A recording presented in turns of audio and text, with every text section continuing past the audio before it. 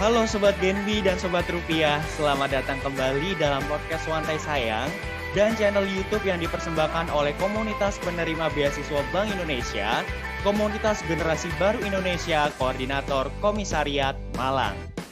Sebelum kita memulai diskusi bermanfaat dan seru pada episode hari ini, jangan lupa ya klik tombol follow podcast, subscribe YouTube channel, dan nyalakan lonceng notifikasi agar tidak ketinggalan episode lain yang tidak kalah bermanfaat. Matur suwun Gera. Sekedar menginformasikan bagi para pendengar dimanapun berada, sebagai wujud memitigasi penyebaran virus COVID-19, proses perekaman podcast ini dilaksanakan secara virtual dengan menerapkan protokol kesehatan secara ketat di tempat masing-masing. Walaupun begitu, episode podcast kali ini nggak kalah menarik, nggak kalah seru, dan spesial banget loh guys.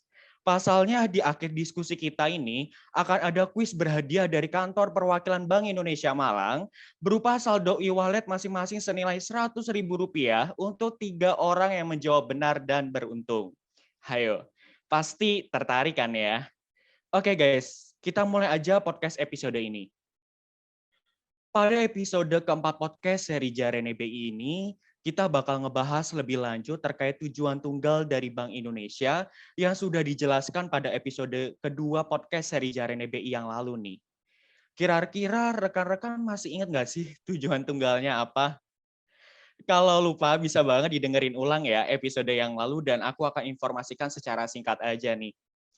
Jadi, sebagaimana tercantum dalam pasal 7 Undang-Undang Nomor 23 Tahun 1999, Bank Indonesia selaku pemegang otoritas moneter tertinggi di Indonesia memiliki tujuan tunggal atau single objektif dalam mencapai dan memelihara kestabilan nilai rupiah, baik terhadap harga barang dan atau jasa secara umum atau yang disebut sebagai inflasi, serta terhadap mata uang negara lainnya atau yang disebut sebagai kurs atau nilai tukar. Melihat pentingnya pemahaman yang lebih lanjut mengenai tingkat inflasi sebagai salah satu indikator kinerja perekonomian, sebagaimana disampaikan dalam literatur makroekonomics yang diterbitkan oleh Gregory Mankiw pada tahun 2016, maka telah hadir bersama dengan saya, Bonifacius Ariel Anggoro, yaitu Ibu Gustian Widyaningrum, selaku analis fungsi data statistik ekonomi dan keuangan, Kantor Perwakilan Bank Indonesia Malang. Selamat siang Ibu Gustian Widyaningrum, bagaimana kabarnya Bu? Selamat siang, thank you, baik. Alhamdulillah, baik Ibu. Oke, agar mempersingkat waktu, agar podcastnya tidak terlalu panjang dan tidak terlalu membosankan bagi para pendengar, kita mulai aja ya Bu ya diskusinya. Boleh. Berkaitan dengan inflasi nih Bu, sebenarnya secara teori dan praktik, bagaimana sih suatu keadaan atau bagaimana karakteristik suatu keadaan dikatakan atau tergolong sebagai inflasi Bu? Oke, inflasi ya. Kalau kita bicara inflasi, kayaknya tone-nya udah negatif duluan ya biasanya ya. Benar Tapi Bu. sebenarnya inflasi itu sebenarnya kalau kita artikan adalah sebagai kenaikan harga barang maupun jasa secara umum dan terus-menerus dalam jangka waktu tertentu. Jadi kalau misalnya ada satu atau dua saja barang yang harganya naik, itu belum bisa sih kita sebut sebagai inflasi gitu kan. Jadi kriterianya itu harus barang dan jasa secara umum dan berlakunya secara terus-menerus, itu baru bisa disebut sebagai inflasi. Mungkin seperti itu, Mas, karakternya inflasi. Oh gitu. Nah ini sepertinya memang di kalangan masyarakat gitu ya Bu ya, memang inflasi itu terlihat wah baru satu kenaikan harga aja tuh udah wah ini pasti inflasi nih. Padahal sebenarnya kalau suatu keadaan dikatakan inflasi itu kata kuncinya berarti ada dua hal ya Bu ya, yaitu secara umum dan berarti kenaikannya juga secara terus-menerus berarti ya Bu. Iya, benar banget. Jadi kalau cuman satu aja nih, kayak misalnya cabai rawit naik gitu ya, tapi ternyata impact-nya nggak kemana-mana. Nah, itu belum bisa sih kita sebut sebagai inflasi. Tapi kalau misalnya BBM naik, kemudian impact-nya ada ke harga cabai, kemudian juga harga angkutan transportasi yang lain-lain naik, nah itu bisa kita sebut sebagai inflasi. Gitu Inflasi. kira-kira. Wah, mantap banget nih Bu. Jadi teman-teman semua pasti sudah paham lah ya. Jadi ya teman-teman bahwa inflasi itu ya seperti yang tadi disampaikan oleh Ibu Gustian bahwasannya ada dua kata kunci. Nah, jangan lupa ya teman-teman. Nah, Bu, inflasi itu sebenarnya bisa terjadi karena faktor apa saja sih, Bu, kalau dalam teori dan praktiknya? Oke, sebenarnya kita bisa nyebut inflasinya itu ada dua macam ya Mas ya. Kalau di Indonesia itu ada tekanan harga dari sisi supply atau kita sebut juga sebagai cost push inflation, cost push inflation. Kemudian yang kedua itu ada tekanan dari sisi permintaan atau biasanya disebut dengan demand pull inflation. Nah, sebenarnya ada satu lagi sih ini. Ini merupakan dari sisi ekspektasi inflasi. Kemudian kalau kita bagi menjadi tiga macam tadi gitu kan, ada cost push inflation, kemudian demand pull inflation, sama ekspektasi inflasi. Kemudian faktor-faktor apa sih yang mendorong terciptanya dari inflasi di ketiga macam jenis ini gitu. Nah, sebenarnya kalau kita bicara mengenai cost push inflation, ini lebih disebabkan karena masalah fundamental sepertinya. Misalnya kayak depresiasi nilai tukar, kemudian juga dampak inflasi yang ada di luar negeri, terutama negara-negara mitra dagangnya Indonesia. Nah, itu bisa menjadi penyebab inflasi di dalam negeri. Kemudian juga peningkatan harga-harga dari komoditas global seperti itu juga bisa menjadi penyebab dari inflasi. Kemudian juga misalnya ada negatif supply shock, kayak misalnya ada bencana atau enggak kondisi distribusi barang-barangnya itu terhambat, itu bisa menjadi penyebab inflasi dari sisi supply gitu kan. Makanya disebut sebagai cost push inflation. Ini didorong dari sisi pasokannya. Kemudian kalau inflasi yang kedua itu inflasi dari sisi demand pull inflation. Artinya di sini inflasi yang terjadi karena memang tingginya permintaan terhadap barang dan jasa tertentu relatif terhadap ketersediaan pasokan dari barang dan jasa tersebut. Sehingga kalau misalnya inflasi dari kategori demand pull inflation ini bisa disebabkan karena memang permintaannya lebih tinggi gitu, kayak misalnya di musim-musim tertentu kayak misalnya hari raya atau enggak harga cabai ada mengalami kenaikan sementara pasokannya masih relatif terbatas tapi permintaannya cenderung tinggi. Nah, ini kan juga bisa menyebabkan inflasi juga seperti itu. Kemudian Inflasi. kalau ya yang ketiga, inflasi karena ekspektasi. Ekspektasi ini dari sisi baik konsumen maupun dari sisi produsennya sendiri gitu kan, dan biasanya forward looking. Jadi dia tidak terpengaruh oleh pasokan maupun permintaan, tapi memang orang-orang menganggapnya hal ini akan naik. Tapi ini juga sifatnya temporer sih, kayak misalnya menjelang Hari Raya Idul Fitri, kemudian juga hari Natal atau Tahun Baru, itu biasanya untuk komoditas tertentu harganya naik. Biasanya masyarakat udah, oh ini Lebaran, pasti harganya akan naik. Padahal memang kenyataannya tidak seperti itu juga gitu kan. Itu karena digiring oleh satu ekspektasi dari sisi Ekspektasi konsumen inflasi. maupun produsen. Betul, mungkin seperti itu Mas. Jadi tadi ada beberapa faktor sih, kita bisa juga dari faktor eksternal, artinya dari luar negeri gitu kan, secara global, harga kenaikan global itu juga bisa menyebabkan inflasi. Kemudian nilai tukar kita tertekan, itu juga bisa menjadi pemicu inflasi, seperti itu. Oke, baik Ibu. Nah, ini pasti rekan-rekan Sobat Genbi dan Sobat Rupiah dimanapun berada nih pasti akhirnya jadi mengetahui bahwasannya ternyata faktor inflasi itu ada banyak ya Bu ya. Ada dari sisi permintaan, dari sisi penawaran, dan juga ada dari sisi ekspektasi inflasi nih Bu. Lalu dari inflasi itu sendiri sebenarnya dampaknya tuh apa sih Bu bagi konsumen dan juga bagi produsen atau bagi masyarakat Bu? Oke, sebetulnya inflasi itu ibarat dua sisi mata uang ya. Ada sisi positif maupun ada sisi negatif. Jadi kalau kita bicara inflasi itu kayak kita main gas sama rem gitu kan dalam kondisi perekonomian kita. Tapi yang perlu digarisbawahi di sini adalah suatu negara kalau ekonominya ini memang mau lebih baik atau maju, prasyarat yang pertama adalah inflasi kita harus rendah dan stabil gitu kan. Jadi tidak serta-merta inflasinya rendah, kemudian besok lusa tinggi, nanti rendah lagi, seperti itu malah menyulitkan ya untuk para pengambil keputusan. Sehingga prasyarat utama supaya perekonomian kita lebih stabil dan kita juga bisa bertumbuh ekonominya, yang pertama ditujukan adalah inflasinya itu harus rendah dan stabil dulu. Nah, sekarang kalau ditanya dampaknya, misalnya dampaknya nih kayak dalam kondisi pandemi sekarang ya, ini kondisi inflasi kita cenderung rendah sebetulnya, Mas. Tahun 2020 kemarin, itu bahkan kita tidak mencapai target inflasi yang sudah ditetapkan oleh pemerintah yaitu sebesar 3 plus minus 1%. Nah, Hmm. pada saat kondisi seperti itu, bisa dikatakan mungkin perekonomian membutuhkan sebetulnya adanya inflasi. Karena apa? Ketika terjadi inflasi, artinya daya beli masyarakat tuh sebenarnya sedang meningkat gitu kan, karena Meningkat. permintaannya mulai tinggi kan ya. Jadi demand-nya mulai banyak, kemudian juga mendorong harga-harga mulai naik, sehingga di sini bisa mengindikasikan adanya permintaan. Tapi kalau misalnya dampak negatifnya sendiri ketika inflasi itu terlalu tinggi, artinya kondisi ekonomi kita sedang overheat atau kepanasan gitu ya. Jadi Kepanasan. ibaratnya rem harus kita tekan inflasinya, jangan sampai justru ketika perekonomian sedang buruk, inflasi kita tinggi.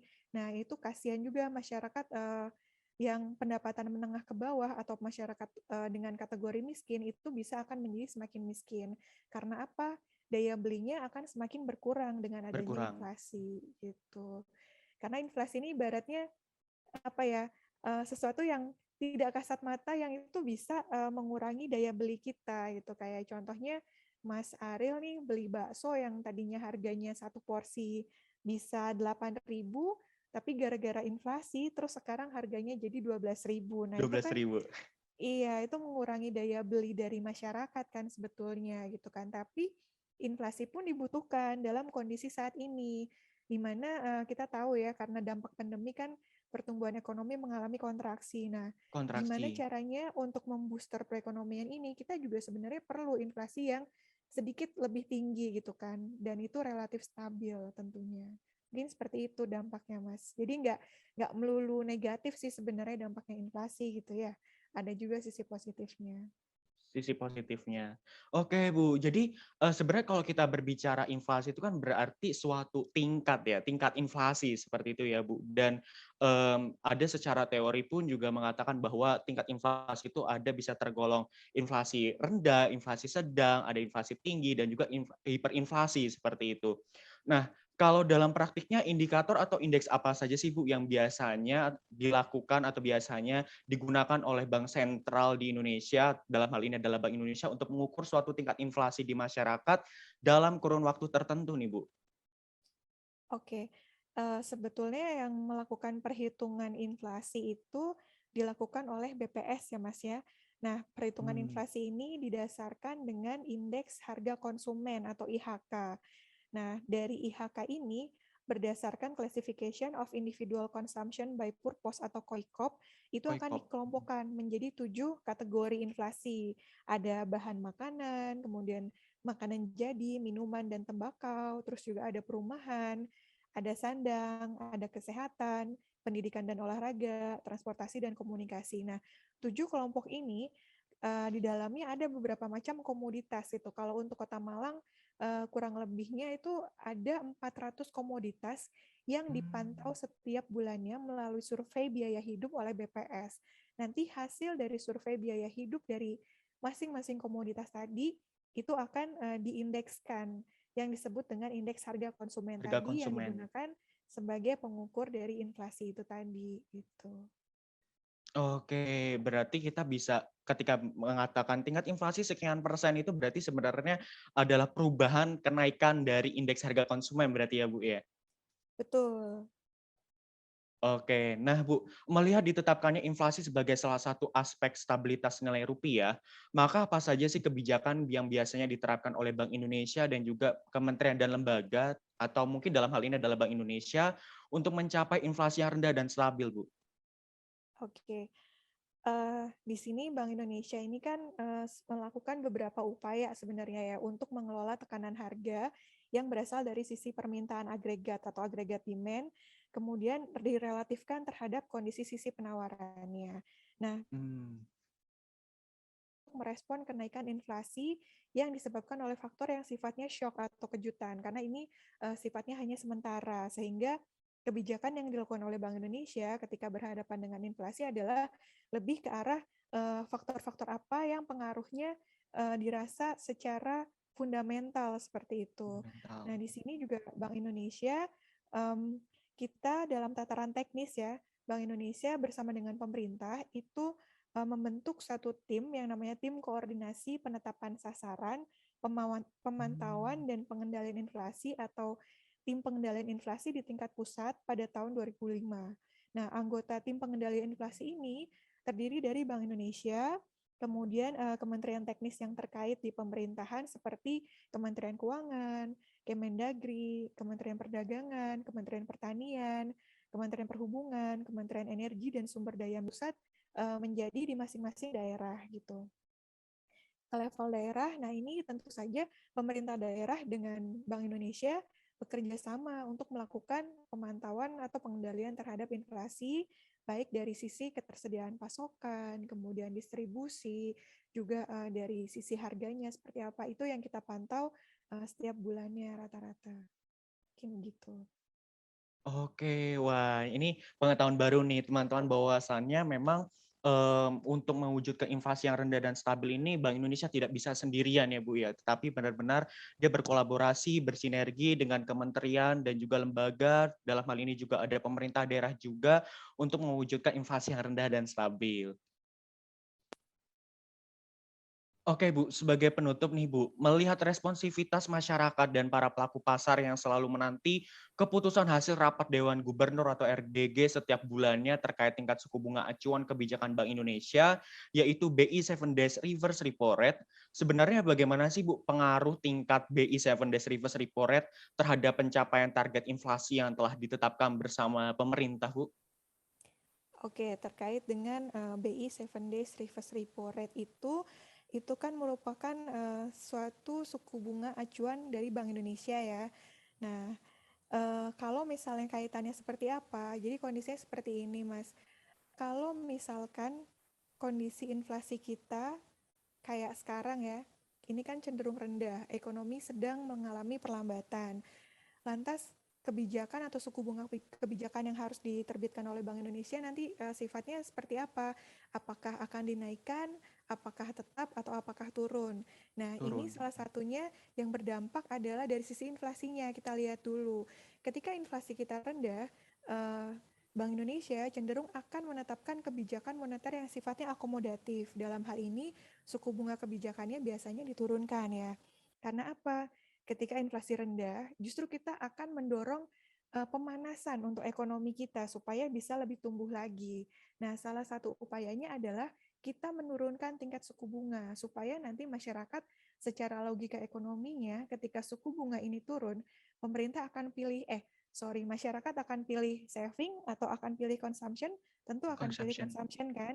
Nah, ketika Betul. memilih consumption, impact-nya ke apa? Impact-nya adalah ke arah demand-nya lagi tadi. Ketika demand-nya sudah mulai meningkat, otomatis kan nanti ada dari sisi trade-off antara supply dan demand tadi bisa berdampak lagi terhadap inflasi. Nah, inflasinya Inflasi. bisa jadi akan mengalami kenaikan sedikit.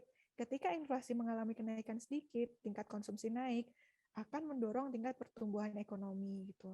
Sebaliknya, ketika inflasi kita cenderung tinggi, ekonomi kita tadi yang saya bilang overheat atau kepanasan gitu ya, maka kebijakan Bank Indonesia sifatnya adalah kontraksi atau melakukan meningkatkan suku bunga kebijakannya juga. Supaya apa? Masyarakat secara logika ekonomi akan lebih memilih untuk invest atau saving ketimbang Saving. melakukan consumption gitu kan. Nah, ketika masyarakat mulai mengurangi tingkat konsumsinya, secara perlahan mungkin nanti tekanan terhadap permintaan suatu barang atau jasanya juga akan mengalami penurunan. Nah, impact-nya apa? Ketika itu demand-nya menurun, harga-harga juga akan semakin turun ya dengan asumsi pasokannya tetap. Sehingga di sini juga inflasinya akan turun atau bahkan kebalikannya deflasi seperti itu. Mungkin keterkaitannya di sisi itu ya kalau misalnya saya jelaskan gitu.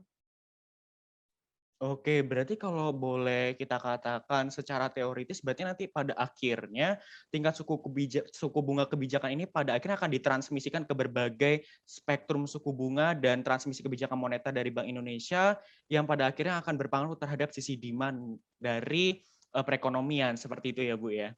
Betul, betul. Jadi kalau misalnya kita ngelihat transmisi kebijakan moneter tuh kan kelihatannya agak ribet ya, tapi memang ujung-ujungnya memang ke arah tadi, untuk menyasar output gap dengan adanya sisi permintaan maupun sisi penawaran. Nanti larinya lagi akan ke tekanan inflasi domestik maupun tekanan inflasi eksternal, seperti itu. Oke, wah ini benar-benar diskusi pada siang hari ini benar-benar bermanfaat banget dan terima kasih ya Ibu atas materi edukasi ke bank sentralan yang telah diberikan pada siang hari ini. Nah, rekan-rekan Sobat Genbi dan Sobat Rupiah dimanapun kalian berada, seperti yang tadi telah disampaikan di awal bahwa episode ini adalah spesial, maka kira-kira satu pertanyaan apa sih Bu yang dapat Ibu berikan untuk para pendengar di luar sana nih Bu? Silakan Ibu. Oke, pertanyaannya gampang aja sih sekarang. Kalau misalnya teman-teman yang udah paham nih inflasi itu apa gitu kan, kemudian penyebabnya apa, mungkin bisa disebutkan kali ya, berapa sih sekarang target inflasi yang ditetapkan oleh pemerintah untuk tahun 2021 ini oleh pemerintah dan BI ya. Mungkin bisa disebutkan levelnya berapa persen, seperti itu. Oke, terima kasih Ibu. Oke nih Sama-sama. teman-teman. Oke. Nah, guys, aku ulangi lagi ya pertanyaan berhadiah yang sabi banget dijawab oleh Sobat Genbi dan Sobat Rupiah, pendengar setiap podcast Santai Sayang, yaitu berapa target inflasi yang ditetapkan oleh Bank Indonesia bersama dengan pemerintah pada tahun 2021 ini. Nah, kesempatan menjawab kuis berhadiah ini sangat terbuka lebar untuk seluruh Sobat Genbi dan Sobat Rupiah dimanapun kalian berada. Adapun rekan-rekan bisa banget menjawab pertanyaan tersebut dengan mencantumkan nama, nomor handphone, serta jawabannya yang dapat dikirimkan melalui direct message akun Instagram Genbi Malang selambat-lambatnya pada hari Minggu 18 Juli 2021 pukul 24.00. Bagi rekan-rekan yang berhasil menjawab dengan benar dan beruntung, maka kantor perwakilan Bank Indonesia Malang akan memberikan hadiah berupa saldo e-wallet masing-masing senilai Rp100.000 untuk 3 orang pemenang. Ditunggu ya guys. Tidak terasa bahwa kita sudah berada di akhir episode keempat podcast seri Jarene BI ini.